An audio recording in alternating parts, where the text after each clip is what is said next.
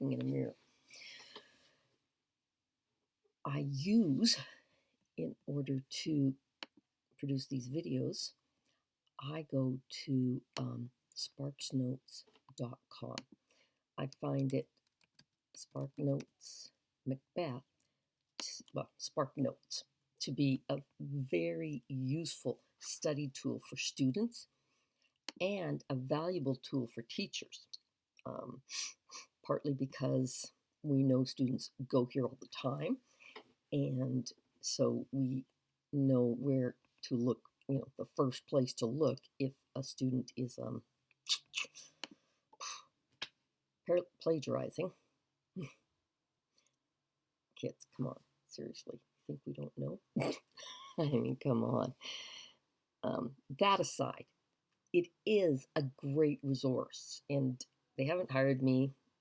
They've asked me to do this. They don't even know I'm doing this. I wonder if that's going to get me in trouble. Never thought about that.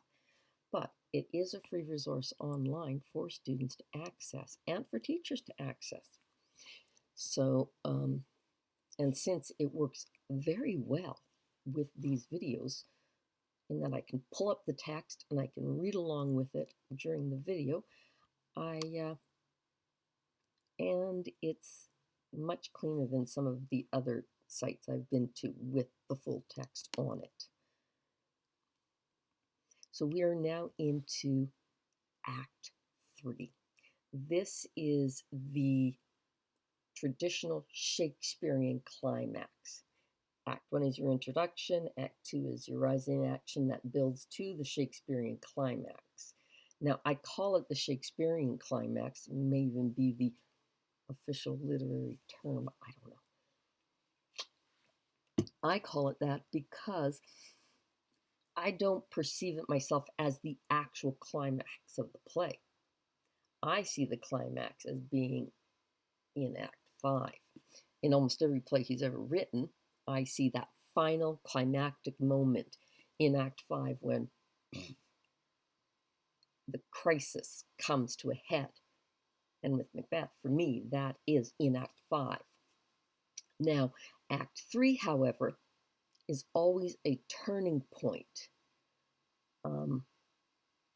And I find Macbeth odd in that respect because there is that critical turning point in Act 2 when he kills Duncan. That strikes me as that critical turning point. There's no going back. He's done that deed. But everything is still working in Macbeth's favor until a critical moment in Act 3. We're not going to get to it in Scene 1, but we will get to it. And when we get to it, I will point that out to you. It's not so much a point of no return as we've seen in, like you would have seen that in Romeo and Juliet, that point of no return where Romeo kills Mercutio in Act 3 and he is banished. In Macbeth, it is the point where things no longer work in Macbeth's favor. Everything has been working in his favor, even though he is starting to go a little on the hemlock, the root of hemlock, starting to go insane. Everything still works for him. He's given prophecies. He is granted Thane of Cawdor. The king comes to visit him and set himself up so that he can murder him. The murder actually, oddly enough, goes off. I was going to say without a hitch, but his forgetting to leave the daggers and Lady Macbeth fixing them and all the other kind of stuff isn't entirely without a hitch. And now Malcolm and Donalbain have taken off, putting suspicion on them, and he has been named and has gone to Scone and has been crowned. This is all working very well in his favor. Now we enter Act 3. Thou hast it now. Oh, I should actually say that I've always envisioned this scene in the throne room, with Banquo looking at the throne, speaking to Macbeth. This is obviously in an apostrophe because Macbeth is not there, but it's almost as if, as a director, I would want him addressing the throne. Thou hast it now, King Cawdor Glons, all as the weird women promised, and I fear thou playedst most foully for it. Yet it was said it should not stand in thy posterity, but that myself should be the root and father of many kings. If there come truth from them, as upon thee, Macbeth, their speeches shine. Why, by the verities on thee made good, may they not be my oracles as well, and set me up in hope? But hush, no more. This is a soliloquy. He is alone on stage, may well be his thoughts in his head, or he may well be actually talking out loud to himself. What is relevant is that he is speaking honestly. And he clearly identifies, and I fear thou playedst most foully for it. He suspects Macbeth. He truly suspects him. Senate sounded. Enter Macbeth as king, Lady Macbeth as queen, Lennox, Ross, lords, ladies, and attendants. Here's our chief guest. If he had been forgotten, it had been as a gap in our great feast, and all thing unbecoming. Tonight we hold a solemn supper, sir, and I'll request your presence. Let your highness command upon me, to the which my duties are with most indissoluble tie for ever knit. Now, here, dramatic irony, though we don't know it yet, we are going to get that information immediately. Their chief guest. We're going to see a scene where indeed Banquo is their chief guest, where he indeed will be a gap in their great feast, and all thing unbecoming, but not in the way Lady Macbeth realizes. Here he is publicly inviting Banquo in front of a number of people. It's almost like he's making sure everybody sees him invite Banquo. Banquo responds appropriately, as one should to their sovereign. He may fear he played most foully for it, but he doesn't have proof.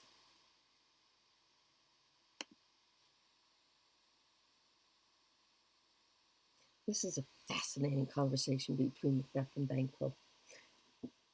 It's like he's talking state and tossing in little, cordial, friendly camaraderie conversation. But he's asking these questions to a purpose. Ride you this afternoon? Ay, my good lord. We should have else desired your good advice, which still hath been both grave and prosperous in this day's council, but we'll take tomorrow. Is it far you ride?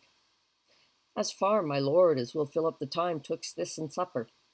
Go not my horse the better, I must become a borer of the night for a dark hour or twain. Fail not our feast. Emphasis on Banquo attending the feast. My lord, I will not. Back to state. We hear our bloody cousins are bestowed in England and in Ireland, not confessing their cruel parricide, filling their hears with strange invention. But of that tomorrow, when therewithal we shall have cause of state craving us jointly. Hie you to horse. Adieu, till you return at night. Goes Fleance with you?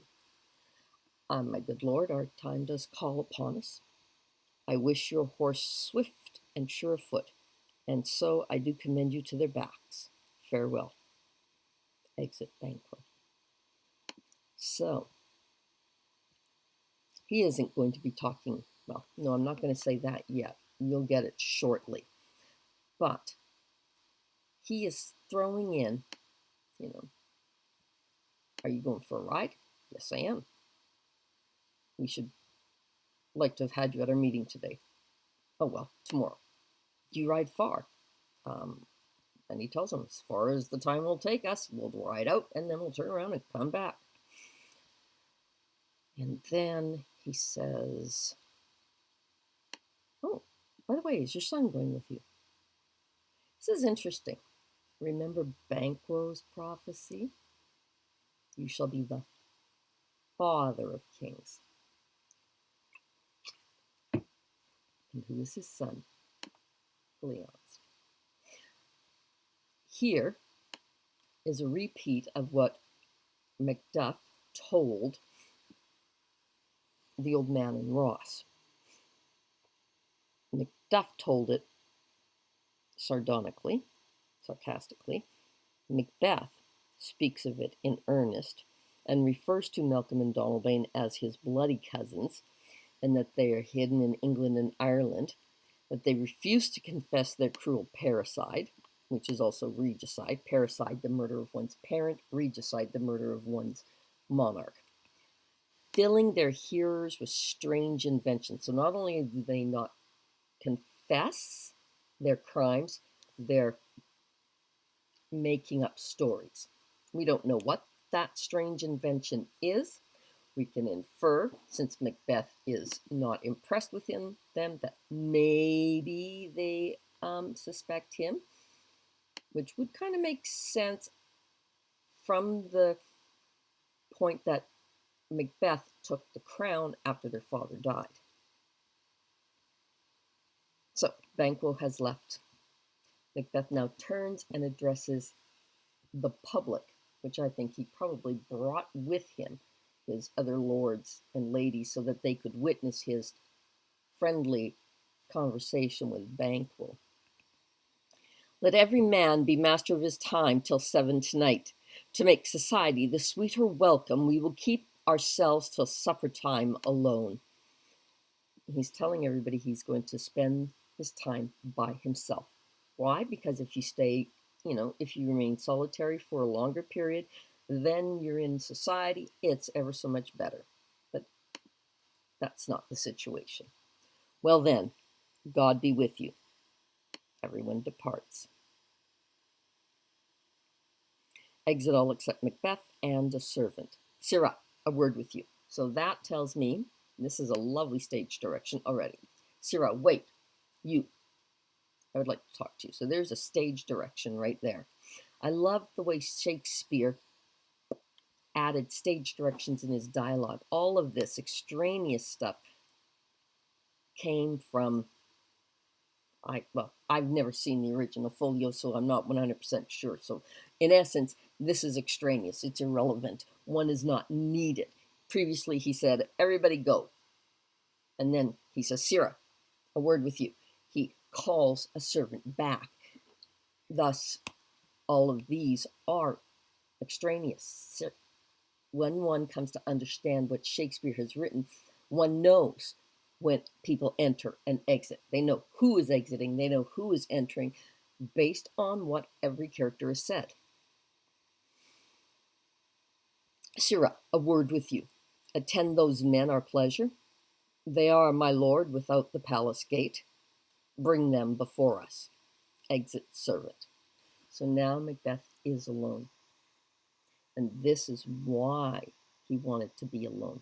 Not to make society the sweeter, but this, what he is about to say in his soliloquy.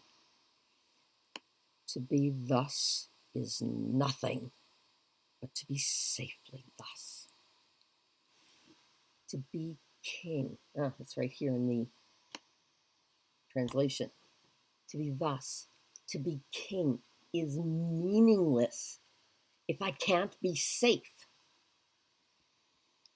Our fears in Banquo stick deep, and in his royalty of nature reigns that which should be feared. 'Tis much he dares, and to that dauntless temper of his mind. He hath a wisdom that doth guide his valor to act in safety. There is none but he whose being I do fear, and under him my genius is rebuked, as it was said Mark Antony's was by Caesar. This is a beautiful description of Banquo's character. We are learning about Banquo by what Macbeth has to say about him. And he explains why he perceives Banquo as his greatest threat right now. His royalty of nature. And it is something that would be feared. He dares much. He has a dauntless temper, and he has wisdom that guides his valor to act safely. And here a lovely allusion. Under him my genius is rebuked, as it is said Mark Antony's was by Caesar. Now, I hope your textbook talks about this allusion. It makes me wish I would have brought one of my textbooks that I use in my classroom, because it gives a really good description of what is meant by that. And it does not say it in here. This is a reference back to Julius Caesar and how he shone so great, and that he, well, if I just go by these words, he was intimidated. Mark Antony would have been intimidated by Caesar, just as Macbeth is currently intimidated by Banquo. That said, I now want a proper understanding of that.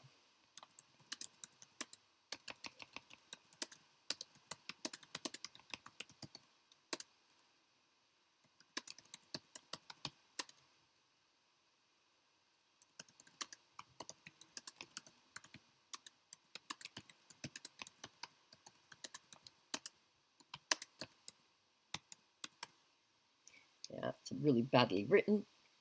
The allusion to Mark Antony and Caesar suggests that Antony was eventually defeated by Octavius Caesar. So Macbeth fears that he may lose in the contest fortunes with Banquo. This is enotes.com homework help. Macbeth glossary, Shakespeare Online. Macbeth compares himself to Mark Antony and Banquo to Octavius Caesar, who defeated Antony in the civil wars. The allusion is to a passage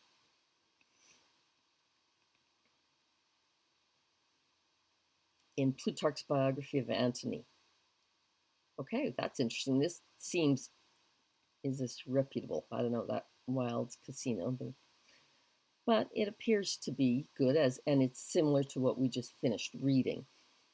So, Octavius Caesar defeated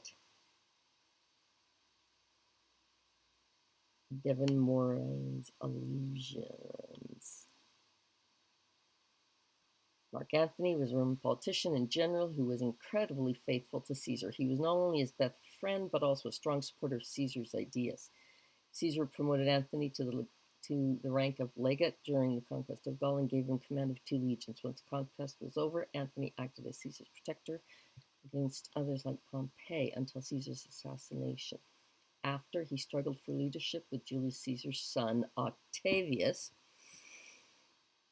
So here Shakespeare uses Mark Antony as an allusion to make a connection between the relationship of Octavius Caesar and Mark Antony, and Macbeth and Banquo. Mark Antony was preferred over Octavius publicly, whilst Octavius was the original heir. In the story, Macbeth, Banquo is Mark Antony, the one who is going to be in power. That sounds backward. I think that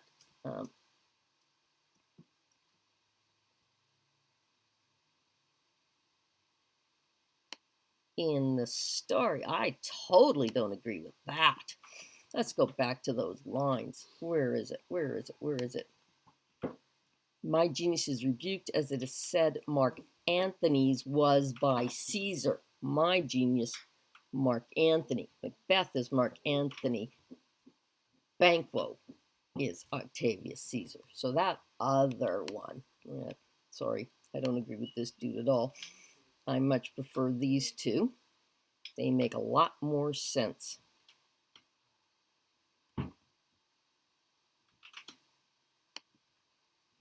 And this one, is this a third one too? Allusion as a prominent literary device is commonly utilized by playwrights to further clarify the scenes and strengthen blah, blah, blah. William Shakespeare, including the mythological, oh dear God, that just defines.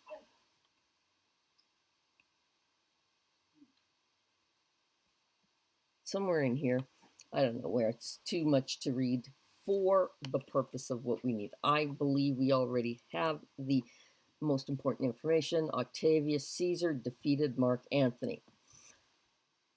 Banquo fears Macbeth will defeat him. So now we get into why. He chid the sisters when they first put the name of king upon me. He scolded them and bade them speak to him. Then, prophet-like, they hailed him, father to a line of kings. Upon my head they placed a fruitless crown and put a barren scepter in my grip, thence to be wrenched with an unlineal hand, no son of mine succeeding. First of all, he scolded the witches when they called me the future king. Then he said, give me my prophecy. And they hailed him father of kings. What did they give me? A barren crown, a fruitless crown. I will not have any sons. My sons will not inherit the throne. That's where it will be wrenched by an unlineal hand, by Banquo's sons. Now, this plays on him. This really pisses him off. If it be so, for Banquo's issue have I filed my mind. Now, what did he mean by file in Shakespeare's day? I don't know, but I know he means I am going insane. And I envision this idea. Take your brain, grab one of those, files that you use to, my husband uses files on wood when he's, trying to shape them. Well, imagine that file that will actually, rip little tiny chunks of wood off of a piece of,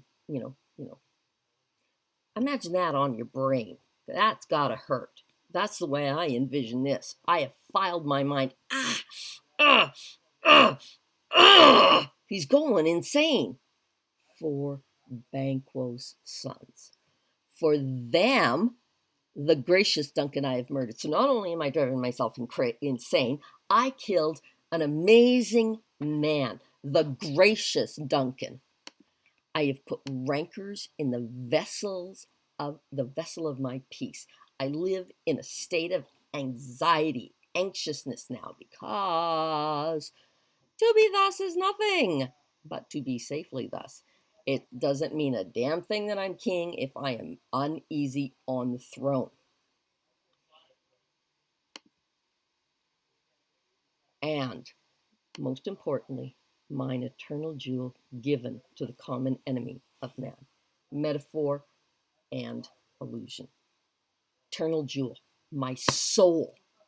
Common enemy of man, the devil. In other words, not only am I going insane, not only did I kill a great man, not only have I lost all my sense of peace, and other kids are going to be one day taking over the throne, I've sold my soul to the devil.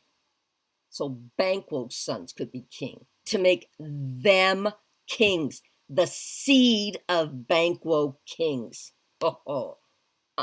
No way. Rather than so, come fate into the list and champion me to the utterance. I'm not letting that happen. No way, no how. We know Banquo's next on the hit list. Malcolm and Donalbain have taken off to England and Ireland, so they're too far away right now. They're out of reach. Macbeth's arrow can't shoot that far. But Banquo, is in the kingdom. He now knows how far he's going to ride and how long he'll ride as far as he can go. So Macbeth's a rider. It's like, asking somebody, so how far are you going to drive? Well, I'm going to drive to Edmonton. Okay. Oh, yeah, you're driving to Edmonton and back. So it'll take you 4 hours to get there because you're a reasonably fast driver and you don't take breaks.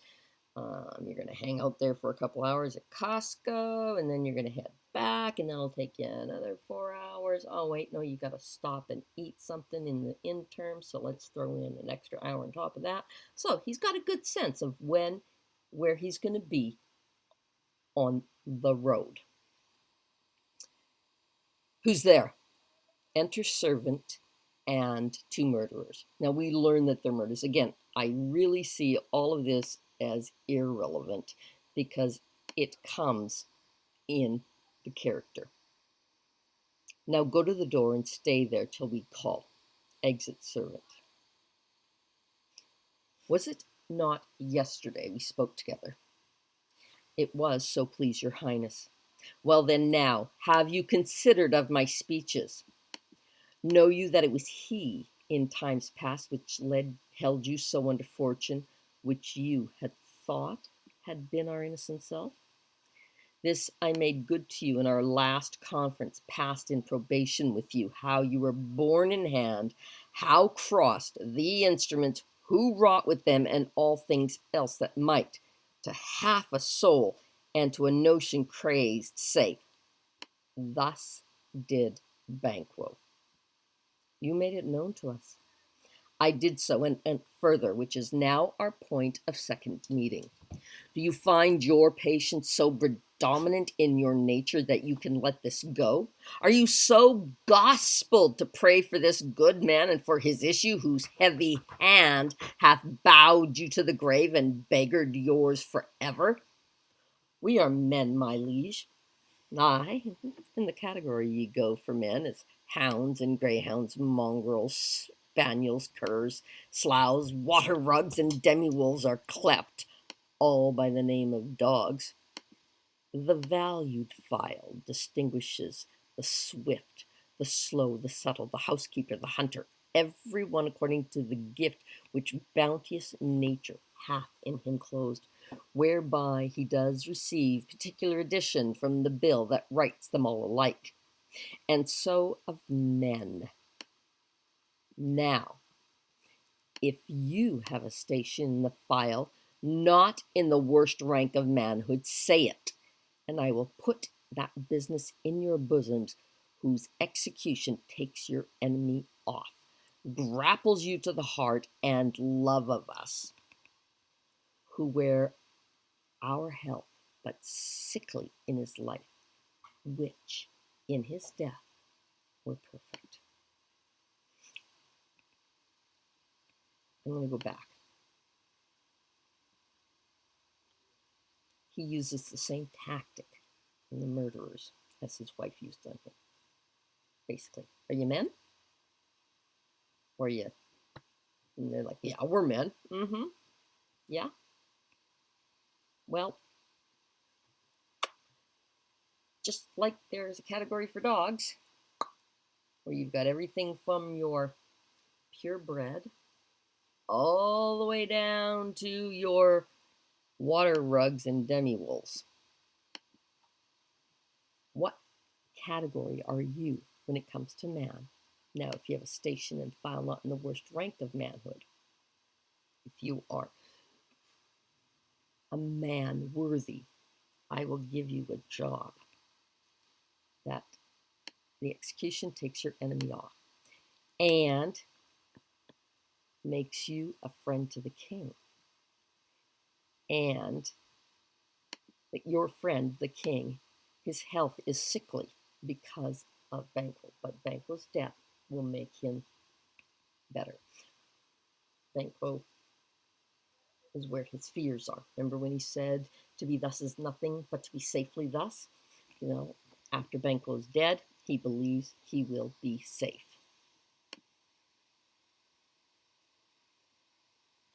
I am one, my liege, whom the vile blows and buffets of the world have so incensed that I am reckless what I do to spite the world. And I another, so weary with disasters, tugged with fortune, that I would set my life on any chance to mend it or be rid on it. So both have lived such terrible lives, such difficult lives, that they are perfectly willing to do something as horrid as murder. Both of you know Banquo was your enemy. True, my lord. So is he mine. And in such bloody distance that every minute of his being thrusts against my nearest of life. Again, to be thus is nothing, but to be safely thus. My fears in Banquo stick deep. And though I could, with barefaced power, sweep him from my sight and bid my will avouch it, I could easily kill him myself. Yet I must not. For certain friends that are both his and mine, whose loves I may not drop, but wail his fall, whom I myself struck down. We have powerful friends in common, and so I must weep and wail at his loss along with them. And thence it is to your assist that I do to your assistance do make love. Now, the expression to make love in Shakespeare's day, and in particular in this context, is not the same as what we perceive. It was the 70s, I think, that brought forth the making love, as in, being sexual.